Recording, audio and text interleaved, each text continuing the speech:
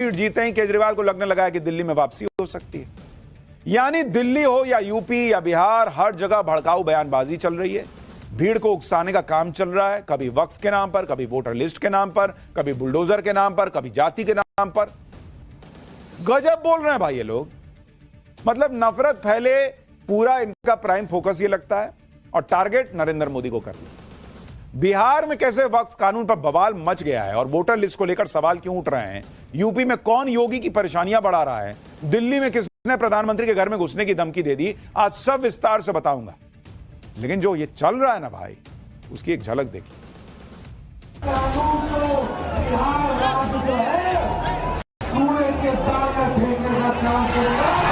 देश किसी के बाप का देश नहीं। समाजवादी पार्टी जैसे दल नमाजवाद के पक्ष में जाकर खड़े हो कि बाबा साहब के संविधान का मजाक उड़ाकर उसे मौलवी स्क्रिप्ट में बदलना चाहते हैं। अगर दिल्ली की झुग्गियों को तोड़ोगे, प्रधानमंत्री के घर में घुस करके हम कब्जा करेंगे। Is it they are doing or working to establish the NRC? क्या हो रहा है देश में?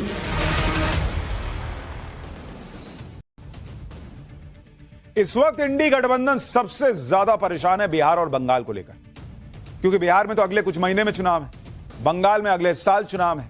बिहार में लालू यादव और राहुल गांधी को लग रहा है कि नरेंद्र मोदी से मुकाबला करना मुश्किल हो रहा है, क्योंकि नरेंद्र मोदी ने इनके हाथ से जाति जनगणना का मुद्दा तो छीन लिया।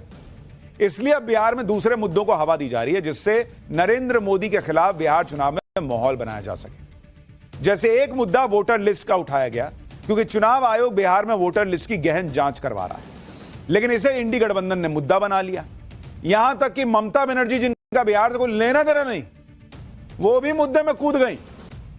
ममता बनर्जी की बात तो आगे करूंगा, पहले देखिए कि बिहार में चल क्या रहा है। बिहार में वोटर लिस्ट के साथ साथ एक मुद्दा वक्फ कानून का भी ले आए भाई लोग। वक्फ कानून के विरोध में इंडी गठबंधन ने पटना के गांधी मैदान में बड़ी रैली करके शक्ति प्रदर्शन किया। वहां मुसलमानों की बड़ी भीड़ जुटा ली और पीएम मोदी को चैलेंज करने लगे। इसमें आरजेडी सबसे आगे थी, क्योंकि आरजेडी का पूरा सियासी समीकरण ही एमवाई मुस्लिम यादव के वोट बैंक पर टिका हुआ है। सुनिए मुसलमानों की भीड़ के सामने तेजस्वी ने वक्फ कानून को लेकर पीएम मोदी को क्या कहा, फिर बताऊंगा कि कैसे लालू की पार्टी आरजेडी खुद इस मुद्दे पर गिर गई।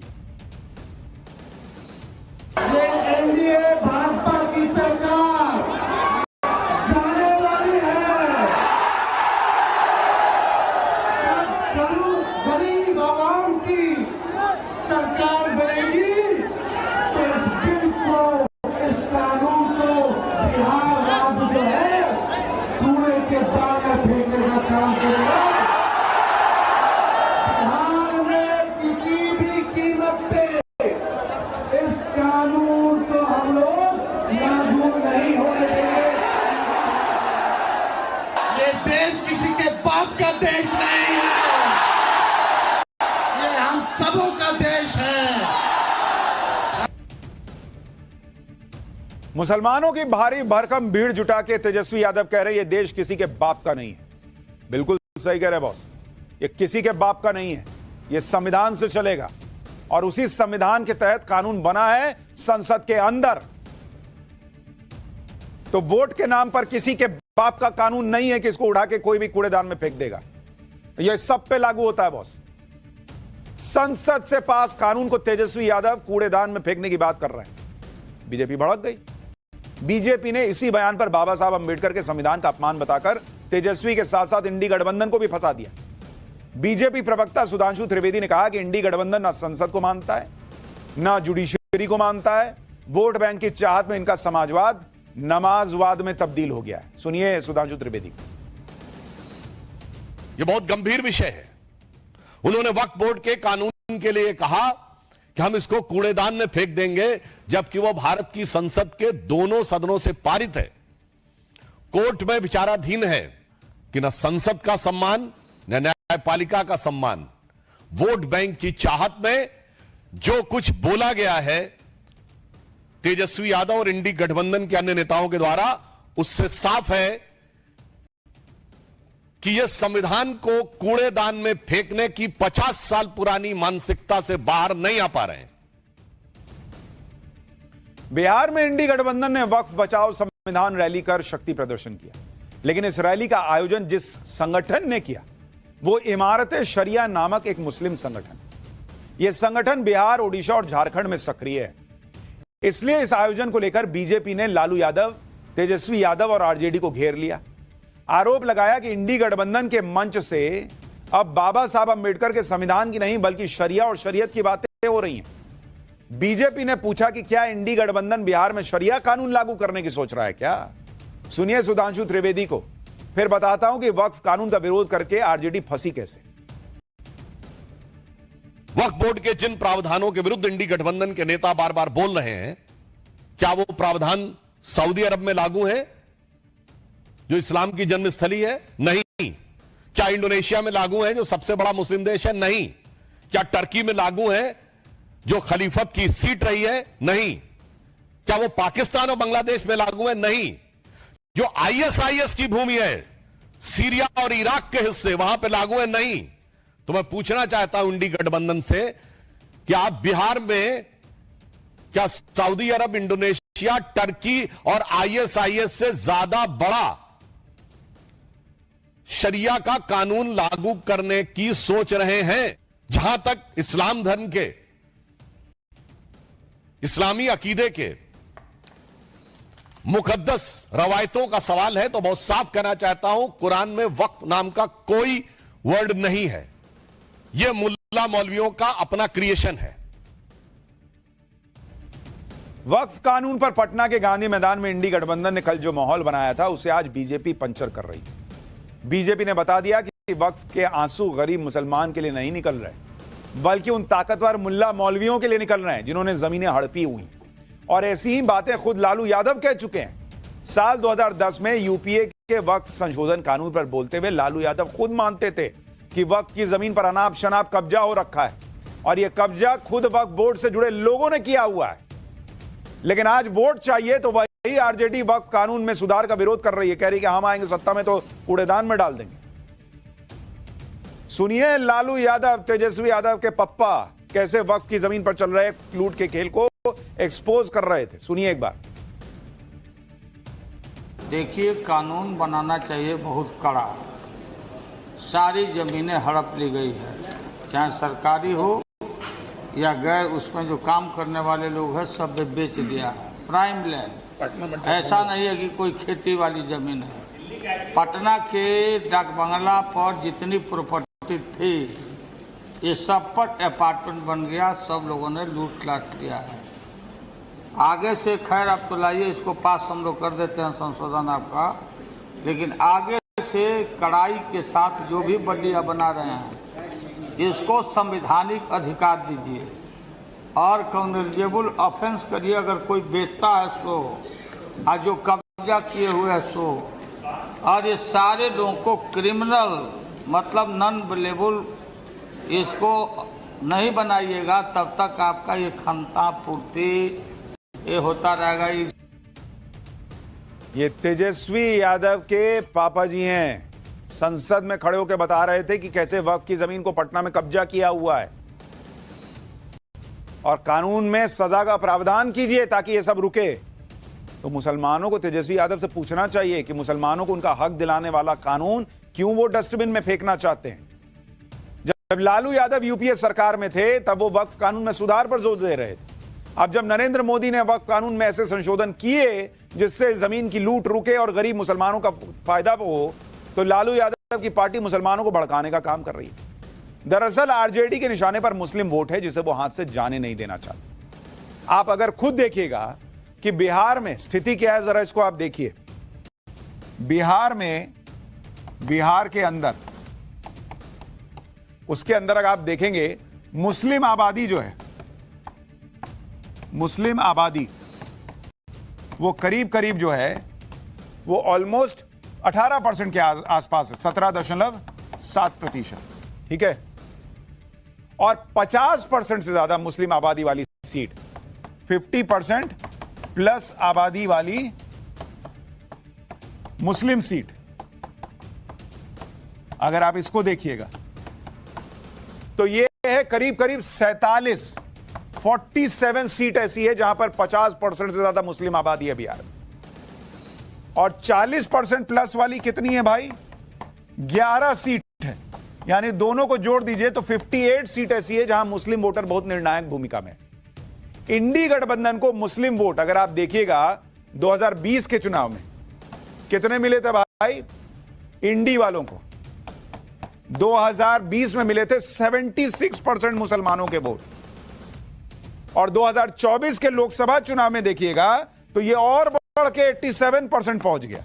तो भाई जब उनको बल्क में मुसलमान का वोट मिल रहा है तो वो तो कहेंगे ही कि हम वक्त कानून उठा के कूड़ेदान में डाल देंगे। ये तो मुसलमान को सोचना है कि आपके हक की चीज कोई उठा के क्यों कूड़ेदान में डाल रहा है। यानी लोकसभा चुनाव में इंडी गठबंधन को भर भर के मुस्लिम वोट मिले, और यही वजह है कि विपक्षी पार्टियां इस मुद्दे को हाथ से जाने नहीं देना चाहती। लेकिन जैसे ही बीजेपी ने इंडी गठबंधन की धर्म की राजनीति का जिक्र किया, तेजस्वी भड़क गए, वो जाति का कार्ड खेलने लगे। यहां तक कहने लगे कि बीजेपी ने तो आजादी की लड़ाई नहीं लड़ी, जबकि उनके पिता इमरजेंसी में जेल गए थे।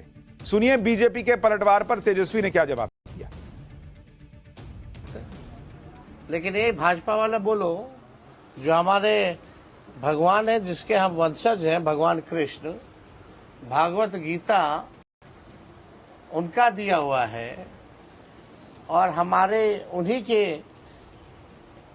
परिवार के लोग हैं, हम लोग दादा के रूप में उनको देखते हैं। क्या हम भागवत गीता का यादव समाज अगर कथावाचक बने, कोई पिछड़ा बने, तो ये भाजपा वाले लोग उसका मुंडन कराते हैं। ये असली चरित्र है भाजपा की। ये भाजपा के जो सुधांशु त्रिवेदी जी हैं, इन लोगों का कोई देश का आजादी में कोई योगदान रहा है क्या? ये लोग तो अंग्रेज के गुलाम रहे हैं। लोग इमरजेंसी में इनके पिता जेल गए क्या? मेरे पिता इमरजेंसी में जेल गए। तेजस्वी यादव कह रहे हैं कि उनके पिता लालू यादव इमरजेंसी में जेल गए थे, लेकिन आप यह भी देखिए कि जो लोग इमरजेंसी में जेल गए थे वही लोग आज उस कांग्रेस के साथ हैं जिस कांग्रेस ने इमरजेंसी लगाई थी। लेकिन अब ये सब इमरजेंसी भूल गए, क्योंकि इन्हें सिर्फ सत्ता दिखती है और नरेंद्र मोदी का विरोध दिखता है। नरेंद्र मोदी के विरोध में ये इस हद तक चले गए कि वक्फ बचाओ रैली कर रहे हैं और वहां पर भड़काऊ बयानबाजी हो रही है। पूर्णिया से निर्दलीय सांसद पप्पू यादव तो सीधे कुर्बानी की बातें करने लगे। सुनिए पप्पू यादव क्या कह रहे हैं, फिर बताता हूं कि बिहार में वोटर लिस्ट के मामले में नया ट्विस्ट क्या आ गया है। मुसलमान के विरोधी नहीं है, ये मुसलमान के हार में सनातन की संस्कृति को मिटाना चाहते हैं। ये मुसलमान के नाम में दलित आदिवासी के अधिकार को छीनना चाहते हैं। कहीं पे निगाह है, कहीं पे निशाना। ये मुसलमान का कुछ नहीं कर सकते।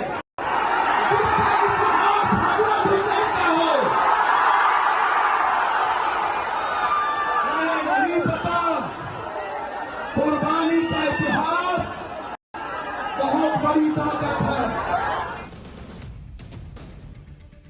दरअसल इन पार्टियों का भरोसा यह है कि मुसलमान बड़ी भीड़ में इकट्ठा होकर ऐसी बातों पर जोर शोर से ताली बजाकर इनके लिए भर भर के वोट कर देगा। लेकिन वो हिंदू और दूसरे धर्म के लोग जिनकी जमीनों पर वक्फ के नाम पर कब्जा कर लिया जाता है, वो भी इनको वोट देंगे, क्योंकि वो हिंदू जो है वो कभी कंसोलिडेटेड वोट तो करेगा नहीं। ये इनके भरोसे की वजह है कि वो इस तरह की बात कर रहे हैं। इनको इस बात का डर नहीं है कि मैं इस तरह से गलत चीज में वक्फ कानून को डस्टबिन में डालने की बातें करूंगा तो हिंदू वोट मुझसे छिटक जाएगा। वहां तो जाति के नाम पे बांट देंगे, ले लेंगे। आप देखिए बिहार में मुसलमानों का वोट, वो मुस्लिम वोटों का जो खेल है वो किस कदर चल रहा है। हैदराबाद के सांसद असदुद्दीन ओवैसी भी बिहार में इंडी गठबंधन से मुस्लिम वोटों की सौदेबाजी कर रहे हैं। इंडी गठबंधन को यह डर दिखा रहे हैं कि हाथ मिला लो नहीं तो मुस्लिम वोट कटेंगे और बीजेपी जीत जाएगी। सुनिए कैसे ओवैसी इंडी गठबंधन को हाथ मिलाने का ऑफर भी दे रहे हैं और धमकी भी दे रहे हैं। अब बिहार का इलेक्शन आ रहा तो शुरू हो गए मेरे पीछे, नहीं नु वोट काटते, तुम देखो तुम क्यों हार रहे। अरे हम तो तुमको बोल रहे, अख्तरुल ईमान ने कहा हो अगर तुमको ये पसंद है कि दोबारा बीजेपी बिहार में ना आए तो हमसे हाथ मिलाओ। तुम नहीं मिलाएंगे तो याद रखो ये हाथ तुम्हारे गिरेबान से भी खेलेगा। बिहार में वक्फ कानून के साथ साथ इंडी गठबंधन ने वोटर लिस्ट में रिवीजन के मुद्दे को भी पकड़ लिया। इस मुद्दे को सबसे पहले ममता बनर्जी ने उठाया और बंगाल में बैकडोर से एनआरसी लागू करने का माहौल बन रहा है, ऐसी बातें कह दी। फिर असदुद्दीन ओवैसी ने भी इसे एनआरसी लागू करने की साजिश बता दिया। आरजेडी भी इस मुद्दे पर माहौल बना रही है कि मोदी शाह जो है वो बैकडोर से चुनाव आयोग के माध्यम से एनआरसी ले आए। तेजस्वी यादव आरोप लगा रहे हैं कि प्रधानमंत्री नरेंद्र मोदी ने निर्वाचन आयोग को बिहार की समस्त मतदाता सूची को निरस्त कर केवल 25 दिन में 1987 से पूर्व के कागजी सबूतों के साथ नई मतदाता सूची बनाने का निर्देश दिया है। आरजेडी का आरोप है कि चुनावी हार की बौखलाहट में बीजेपी अब बिहार और बिहारियों से मतदान का अधिकार छीनने का षड्यंत्र कर रही है। एक बार तेजस्वी यादव क्या कह रहे हैं सुन लीजिए, फिर आपको बिहार में वोटर लिस्ट के मुद्दे का सच क्या है, क्या वाकई बैकडोर से एनआरसी आ गई है, सारे फैक्ट्स बताता हूं। हम सब के गरीब, पिछड़ा, दलित, अति पिछड़ा, अल्पसंख्यक समाज के गरीबों का वोट का अधिकार भी छीनने का काम करने जा रही है। अभी नया इलेक्शन कमीशन का नोटिफिकेशन आया है कि 8 करोड़ वोटर का फिर से वो नया सूची बनाने जा रहे हैं। आप लोग सचेत रहिएगा, ध्यान रखिएगा कि वोटर लिस्ट से किसी का नाम हटे ना। ये बड़ी साजिश है। चुनाव आयोग के एक्शन को लेकर इंडी गठबंधन माहौल बना रहा है कि मानो चुनाव आयोग चोरी छिपे सरकार के कहने पर कोई ऐसा काम कर रहा है जो इस देश में कभी नहीं हुआ और जो उसे कभी करना भी नहीं चाहिए और शायद उसके पास पावर भी ना। लेकिन इस पूरे विवाद का सच क्या है आपको विस्तार से बताता हूं। दरअसल चुनाव आयोग के पास यह पूरी ताकत है कि वो वोटर लिस्ट का रिवीजन कर सके और उसे दुरुस्त करने के लिए अभियान चला सके। इलेक्शन कमीशन के पास स्पेशल इंटेंसिव रिवीजन यानी SIR की पावर है। Representation of the people act 1950 के सेक्शन 21 के तहत और संविधान के आर्टिकल 326 के तहत इलेक्शन कमीशन को यह अधिकार मिला हुआ है। आर्टिकल 326 कहता है कि सिर्फ वो व्यक्ति जो 18 साल से ज्यादा उम्र का है और जो भारतीय नागरिक है सिर्फ वही वोट डाल सकता है। और सही वोटर कौन है इसको जांचने का पूरा अधिकार चुनाव आयोग के पास है। तो बहुत जो अधिकार संविधान दे रहा है ये लोग छीन लेंगे क्या? दूसरी बात, ऐसा पहली बार नहीं हो रहा कि बिहार में ऊपर से नीचे तक वोटर लिस्ट को दुरुस्त करने का काम हो रहा है। ऐसा अभियान साल 2003 में भी चलाया जा चुका है और चुनाव आयोग कह रहा है कि भाई 22 साल हो गए, क्या ठीक से लिस्ट नहीं बननी चाहिए? इसके अलावा देश के अलग अलग हिस्सों में अलग अलग साल में ऐसी ड्राइव्स होती रही हैं। आप यह भी समझिए कि चुनाव आयोग बिहार में वोटर लिस्ट का रिवीजन कर क्यों रहा है। पिछले 22 साल में वोटर लिस्ट में बहुत बड़ा बदलाव हुआ है। वोटर लिस्ट में बहुत नाम जोड़े और हटाए गए, बहुत तेजी से शहरीकरण और पलायन हुआ। इतने सालों में बहुत से ऐसे मतदाता हैं जिनका 2-2 जगह रजिस्ट्रेशन हो गया, जिसकी वजह से उनकी एक से ज्यादा एंट्री है। चुनाव आयोग कह रहा है कि इसको ठीक से बना लेते हैं। दिक्कत क्या है? 1950 से लेकर अभी तक कई बार ऐसा हो चुका है और बिहार में खुद लास्ट 2003 में हुआ है। तो इसमें इतना हंगामे की बात क्या है भाई? और चुनाव आयोग को लेकर इंडी गठबंधन आरोप लगा रहा है कि चुनाव आयोग तो मनमाने तरीके से काम कर रहा है।